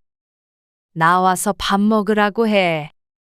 남편이 아들에게 말하자 그제서야 며느리가 방에서 나왔고 저녁밥을 한 그릇 뚝딱 비운 며느리가 갑자기 자리에서 일어났습니다. 밥 더 먹게? 아니요. 저 다 먹었어요. 그러더니 먼저 방으로 들어가 버렸습니다. 차 씨 부부가 당황스러운 마음에 서로를 바라보자 아들이 민망하다는 듯이 웃으며 말했습니다. 아, 유정이네 집은 이런 분위기더라고요. 차 씨 가족은 어지간하면 식사가 끝날 때까지 자리를 지키고 있는 편이었습니다. 특히나 이렇게 오랜만에 만나는 자리에서는 식사가 끝났다고 먼저 들어가 버리지 않았습니다. 그것도 차 씨 부부가 식사가 덜 끝났는데 말이죠. 하지만 며느리 집은 원래 그렇다길래 그것으로 나무라는 것도 이상할 듯해서 계속 식사를 이어갔습니다. 이제 하던 거 마저 해야겠다. 식사를 마친 뒤에 다 같이 상을 정리했습니다. 딸각딸각 그릇 부딪히는 소리, 상 옮기는 소리, 설거지하기 위해 물을 켜는 소리가 집안에 퍼졌지만 며느리는 한 번도 나와보지 않았습니다. 다음 날 쓸 차례 음식 준비를 1시간가량 마저 했습니다. 남편과 아들은 거들었지만 며느리는 코빼기도 볼 수가 없었습니다. 이번엔 방문이 닫혀 있어 안은 볼 수 없었지만 아마 휴대폰을 보거나 잠에 들지 않았을까 싶었습니다. 남편이 지나가는 말로 며느리도 불러서 얼른 끝내자고 했지만 차 씨는 고개를 저었습니다. 첫 명절이기도 했고 내 딸들도 시집에서 고생하는 게 안쓰러우니 내 며느리는 좀 쉬게 하자 싶었습니다. 그런데 며느리는 늘 그랬습니다. 그 다음 명절도 또 그 다음 명절도. 처음 한두 번은 적응이 안 되니 방에 혼자 있는 게 편하겠거니 했지만 시간이 지나도 그건 바뀌지 않았습니다. 벌써 다 먹었어? 네. 먼저 일어날게요. 먹은 그릇 그대로 식탁에 두고 몸만 쏙 일어나 가버리는 며느리를 보니 차씨도 미간이 모였습니다. 며느리가 아니라 남이라도 해주는 밥을 먹었으면 적어도 자기가 먹은 그릇 정도는 치워야 할 텐데 말이죠. 며느리는 식사 후에 먹는 과일 하나도 제 손으로 깎는 법이 없었습니다. 차례 음식을 같이 하는 것은 바라지 않고 바란 적도 없었습니다. 이리저리 생각해도 차씨의 며느리는 조금 심한 듯 했습니다. 차마 며느리 흉은 못 보고 주변 지인들에게 물어보아도 이런 며느리는 없는 것 같았습니다. 다들 옛날과는 다르게 시집살이 시키는 집은 많이 없었지만 아무리 젊은 며느리라도 이 정도로 아무것도 안 하는 집도 또 없는 것 같았습니다. 물론 차씨처럼 말 못하고 속 끓는 사람은 있을지도 모르겠지만 말이죠. 적어도 차씨의 아들이 하는 만큼은 좀 옆에서 같이 했으면 하는 마음이 있었습니다. 남의 자식 시킬 생각 말고 내 자식인 아들만 시키면 되지 하고 생각할 수도 있겠지만 그래도 사람 마음이 그렇지가 않았습니다. 서운하기도 하고 조금 얄밉기도 했습니다. 이게 시어머니 마음인가 싶어서 속이 불편해졌습니다. 시간이 지나자 아들도 며느리와 함께 방에 들어가 있는 시간이 늘었습니다. 부부는 닮는다더니 어쩜 그런 걸 닮아가나 싶었습니다. 그런데 이 정도는 약과였다는 걸 며느리가 출산을 한 뒤에 깨닫게 되었습니다. 이번에는 내려오지? 네. 가죠. 엄마 허리는 어떠세요? 많이 좋아졌어. 움직일만 해. 그래도 무리하지 마세요. 안 그래도 이번에는 차례상 아주 간단히 차리기로 했어. 손주가 아주 어릴 때는 명절에 내려오지 않았지만 아이가 7개월이 됐을 때 차씨의 집에 모처럼 아들네가 왔습니다. 그리고 며느리는 침대와 일체가 되어버린 듯 했습니다. 여보, 이것 좀 들어줘. 잠깐만. 애기 기저귀 갈아야 될 것 같은데. 명훈이 아직 안 왔어? 그러게. 왜 안 와? 마트에 뭐 좀 사오라고 아들을 보냈는데 30분이 지나도 돌아오지 않았습니다. 애는 남편이 받고 차씨가 저녁밥을 차리고 있었는데 허리 때문에 무거운 솥을 들 수 없었습니다. 애기는 엄마한테 보고 있으라고 해. 차씨의 말에 남편이 작은 방 문을 두드리며 말했습니다. 자니? 잠깐 준서 좀 보고 있어. 그러자 며느리가 세상 걱정 없이 천천히 문을 열고 나왔습니다. 그리고는 정말 잠깐만 아이를 보더니 남편이 솥단지를 옮겨주자마자 방으로 들어가 버렸습니다. 당연하다는 듯이 아이는 시아버지 품에 넘겨주고 말이죠.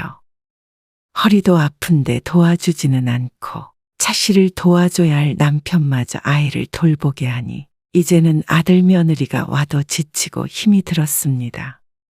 며느리가 아니라 마치 돌아가신 시어머니가 찾아오신 듯 했습니다.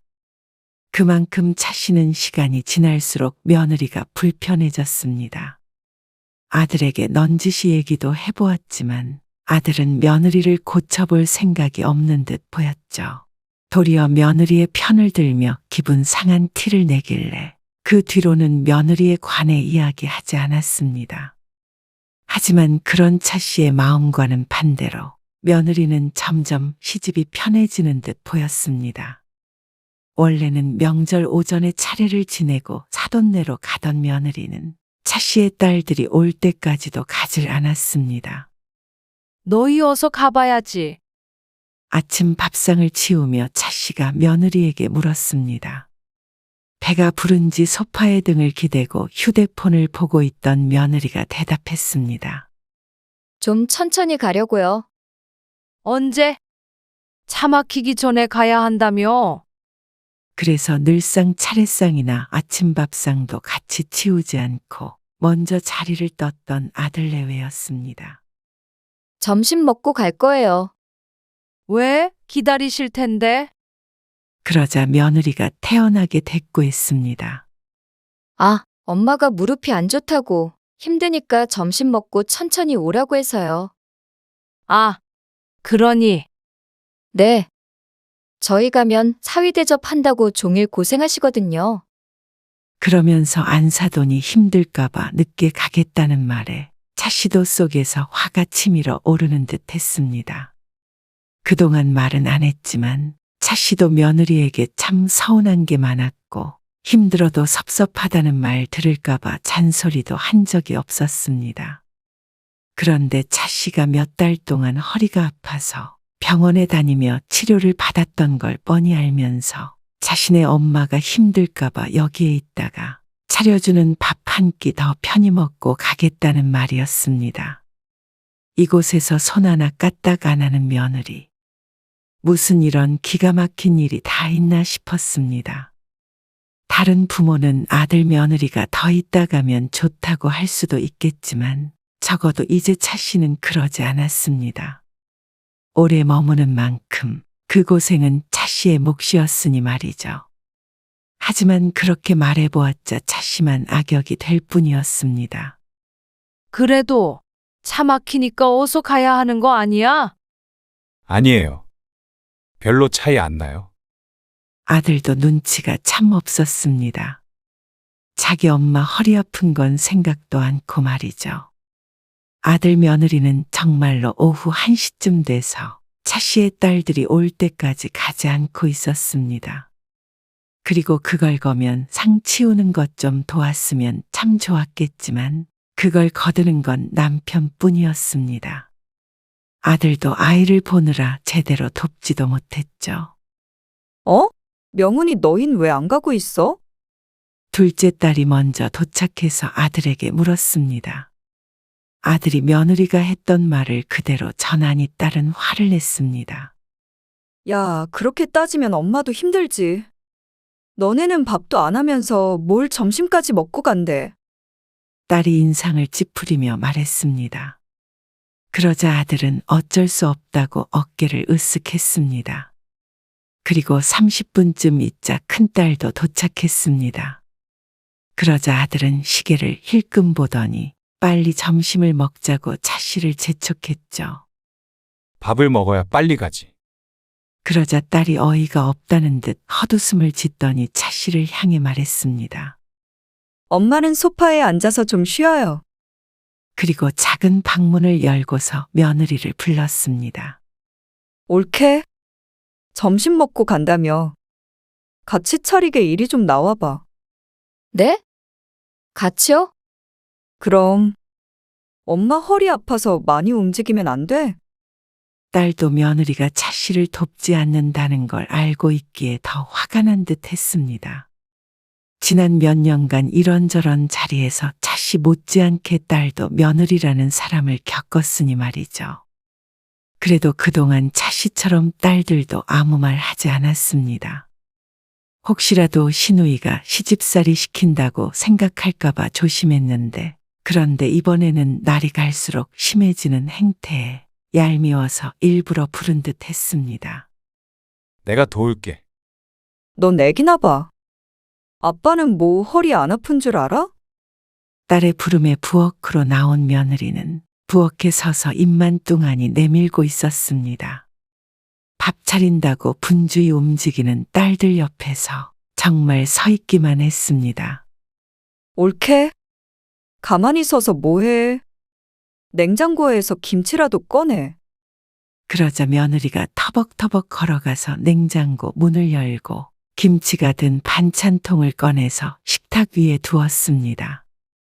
시키는 대로 꺼내기만 해서는 또다시 서 있었습니다. 무엇을 어떻게 도와줄지 몰라서 당황한 눈치가 아니라 내가 이걸 왜 해야 하나 하는 표정으로 있었습니다. 가스레인지에 불 켜야지. 그러자 가스레인지에 불을 켜고 그 옆에 서 있는 며느리.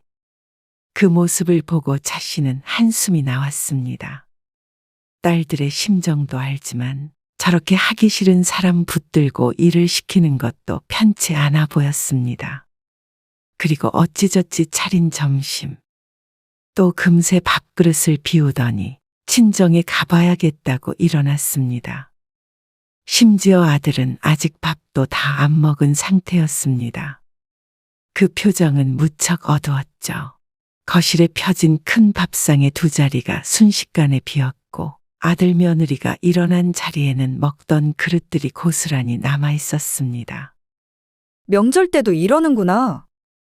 그러면서 딸들이 한숨을 쉬었고 차 씨는 말을 아꼈습니다. 하지만 속은 무척 시끄러웠습니다. 이럴 거면 뭐하러 오는지 몰랐고 차라리 아들 내외가 안 오면 마음이 편하겠다 싶었습니다. 하지만 차마 아들에게 명절에 집에 오지 말란 소리는 하지 못하고 이제부턴 아침만 먹고 사돈네로 가라고는 해놓았습니다. 딸들의 반응도 그렇고 차라리 얼른 보내버리는 것이 나을 것 같았습니다. 그리고 다음 명절이 되었을 때였습니다. 큰딸은 여행을 간다고 내려오지 않았고 작은딸은 손주가 독감에 걸려서 오지 못했습니다. 아쉽긴 해도 아들 부부가 가면 오래 쉴 수는 있겠다 싶었습니다. 그런데 차 씨의 예상처럼 되지는 않았습니다. 저 내일 부산에 내려가 봐야 될 것 같아요. 명절 전날 와서 함께 밥을 먹다 말고 아들이 말했습니다. 부산에는 왜? 선홍이 아시죠? 너희 동창? 네. 선홍이 아버지가 돌아가셨다고 연락이 왔어요. 뭐? 정말? 아들과 가장 친한 친구이기에 차 씨도 익히 알고 있었습니다. 학창 시절에는 차 씨의 집에도 밥 먹듯이 와서 놀다 가곤 했습니다. 부산에서 살고 있다는 소식을 어렴풋이 듣기는 했는데 참 안타까운 일이었습니다. 어쩌다가 명절에. 차 씨의 남편이 혀를 차며 말하자 아들도 착잡한 얼굴을 했습니다. 그래서 내일 아침 먹고 저는 부산으로 바로 내려갈 거예요. 그러면 준서랑 준서 엄마는? 기차 타고 올라가야 될 것 같아요. 왜? 여기 있다가 너 다녀오면 같이 올라가면 되지. 그래도 밤늦게까지 자리는 지켜야 될 것 같아서요. 저는 다음 날 올라가게요. 그리고 장모님도 이번에 저희 집으로 오시기로 하셨으니까요. 그래? 근데 표가 있나? 인터넷에는 매진인데 가서 기다려봐야죠. 며느리는 인상을 구기고 앉아 있었습니다. 지금 상황이 마음에 안 드는 눈치였죠. 하긴 표가 없을지도 모르는 상황에서 애를 데리고 혼자서 가기란 쉽지 않을 것 같았습니다. 그러면 우리가 데려다 줄게. 남편이 말했습니다. 마침 딸들도 오지 않으니 문제될 것은 없어 보여 차 씨도 고개를 끄덕였습니다. 그러실래요? 그럼 저희야 감사하죠. 며느리도 기차 타고 고생하는 것보다는 그게 나은 것 같았는지 그렇게 하겠다고 했습니다. 그래서 다음 날 아들은 부산으로 출발했고 차 씨 부부는 며느리와 손주를 태우고 사돈네로 향했습니다. 돌아오는 길에 말동무라도 할 수 있도록 차 씨도 조수석에 탔습니다. 그러면 지금 사돈은 집에 와 계신 거야? 네, 저희 집에 도착해서 기다리고 계세요. 얼른 서둘러야겠네. 화장실 안 갈래? 네. 차에 있을게요. 명절의 고속도로는 지옥과도 같았습니다. 한참을 가도 내비게이션의 시간은 줄지를 않았습니다. 2시간 정도 내리 운전을 하다가 휴게소에 들렀는데 며느리는 화장실도 가지 않고 뒷자리에 기대서 눈이 빠져라 휴대폰만 보고 있었습니다. 2시간 내내 같은 자세 같은 표정으로 있었죠. 그 외에 다른 대화는 없었습니다. 무엇을 물어도 휴대폰을 보며 대충 대답하길래 차 씨도 이내 입을 다물었습니다. 손자는 잠이 들었고 며느리도 자다 깼다 반복했습니다. 며느리가 먼저 차씨 부부에게 말을 건 것은 딱 한 번이었는데 휴대폰 충전기가 있는지 물을 때뿐이었죠. 애미야, 일어나라. 다 와간다.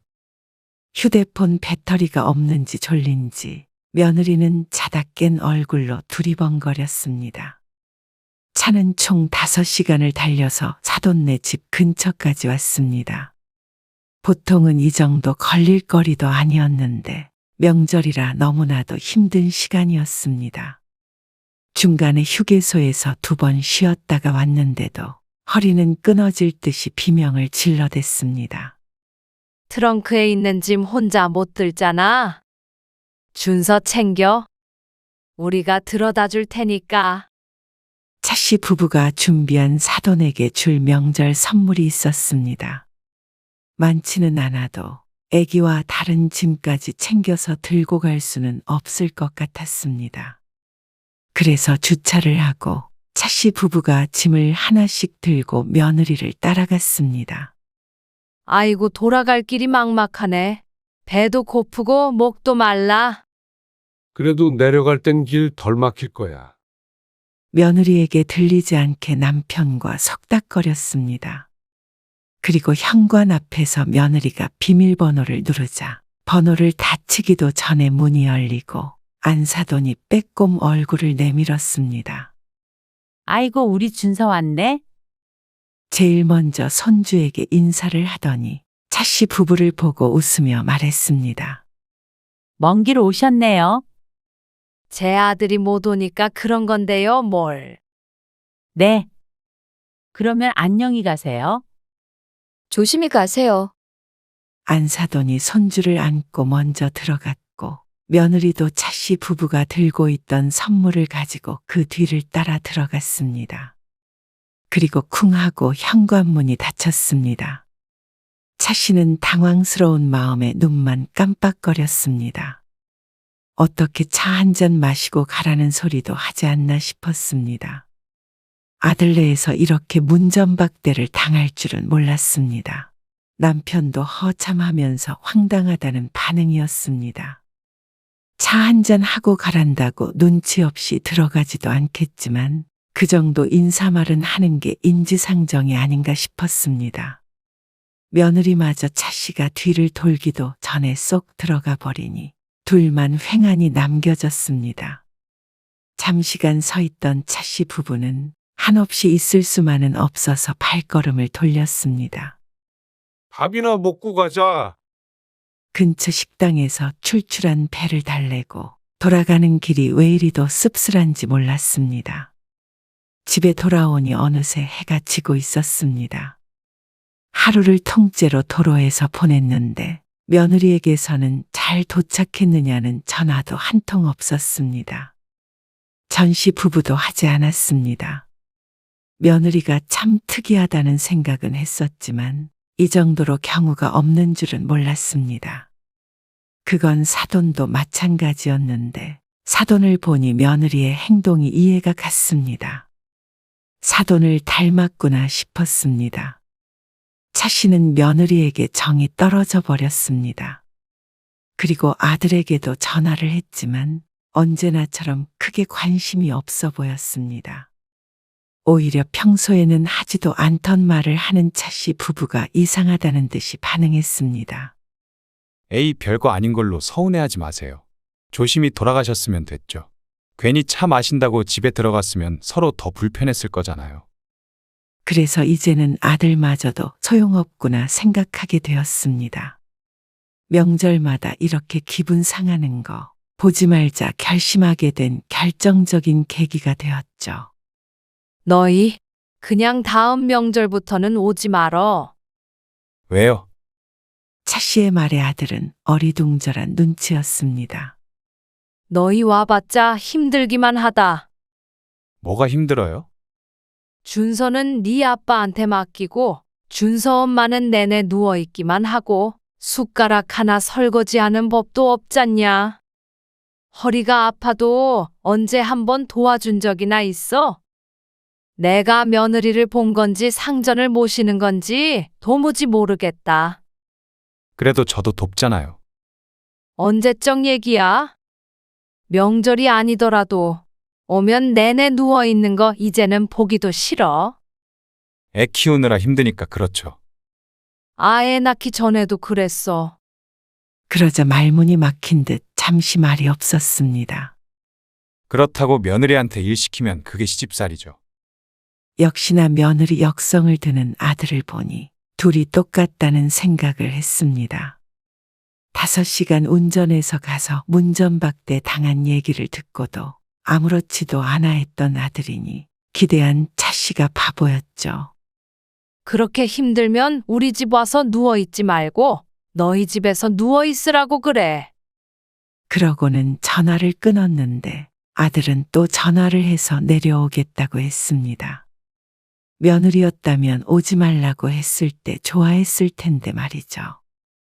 그래서 싫다고 다시 한 번 말했지만 아들이 말을 들을지는 의문이었습니다. 다음 명절에 차씨는 아들네 맞을 준비를 전혀 하지 않았습니다. 전날 저녁에 먹을 갈비찜이나 잡채 등은 아예 할 생각을 안 하고 있었습니다. 이거 방에다 옮겨 놓을게. 이제 다른 건 다 됐잖아. 내일 나물만 조금하고. 할 것도 없어. 다 사와서. 그럼 저녁도 대충 차려서 먹자. 김치찌개 데울게. 차례상도 간소화하고 전이나 대부분 음식도 장에서 미리 사왔습니다. 허리도 아프고 명절마다 지치니 남편과 상의를 해서 결정했습니다. 명훈이 안 온대지? 몰라. 오지 말라고 단단히 말했어. 절대 오지 말라 그래. 당신도 와도 문도 열어주지 말어. 그 얘기도 했어. 와도 문 안 열어준다고 했어. 남편도 그날의 앙금이 남아있는 듯 했습니다. 그런 예의를 중요하게 생각하는 남편은 그날의 일이 무척 충격적이었던 모양이었습니다. 아들의 반응에도 크게 화를 냈었죠.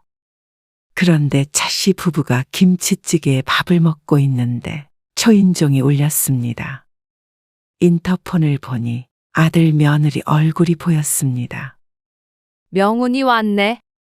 그러자 남편이 문을 열어주지 말라며 식사를 계속했습니다. 그러자 문고리가 덜컹덜컹 움직였습니다. 그러고도 문이 열리지 않으니 쾅쾅 두드리는 소리가 났습니다.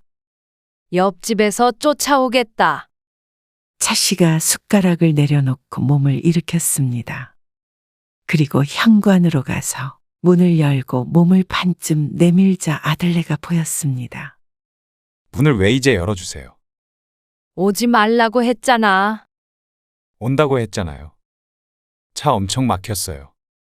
그러게 왜 왔어? 에이, 아직도 화나셨어요? 왜 별것도 아닌 거 가지고 지금까지 그러세요?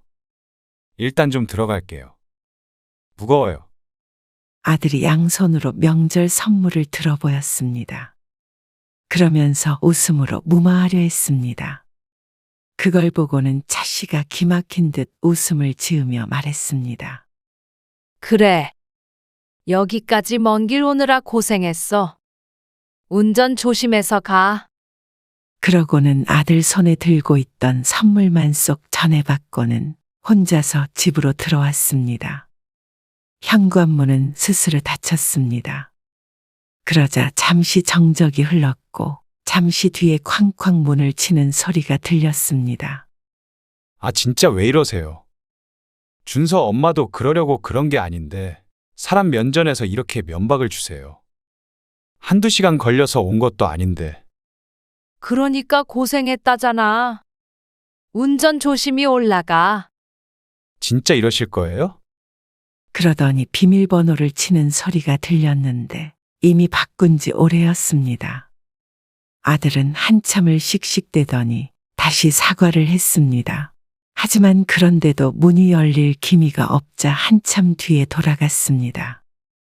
그러고는 전화가 왔습니다. 어떻게 명절에 자식을 문전박대를 하세요? 지금 올라가면 밤이에요. 올라가는 길은 별로 안 막힐 거야. 저희 밥도 안 먹었어요. 출출하면 근처 식당에서 먹어라. 어떻게 자식한테 이러세요? 부모한테 그러는 자식도 있는데 자식한테는 왜 못해? 그리고 별것도 아니라면서 너는 왜 그렇게 열을 내니? 그제서야 자신들이 했던 행동이 떠올랐는지 아들이 입을 닫았습니다. 그러니까 오지 말래도 아무튼간 말을 듣는 법이 없네. 이래도 무시 저래도 무시. 앞으로는 오지 말어라. 명절마다 속 뒤집어진다. 그러면 저희 진짜 안 가요. 그래, 오지 마. 아들은 씩씩대며 전화를 끊었습니다. 손자를 생각하면 너무 심했나 싶기도 했습니다. 하지만 제 부모 생각이라곤 눈꼽만큼도 안 하는 자식을 차시부부도 신경 쓰고 싶지 않았습니다. 속썩이는 자식은 알아서 살라고 두고 내일 오는 딸들과 알콩달콩 지내면 그만이었습니다.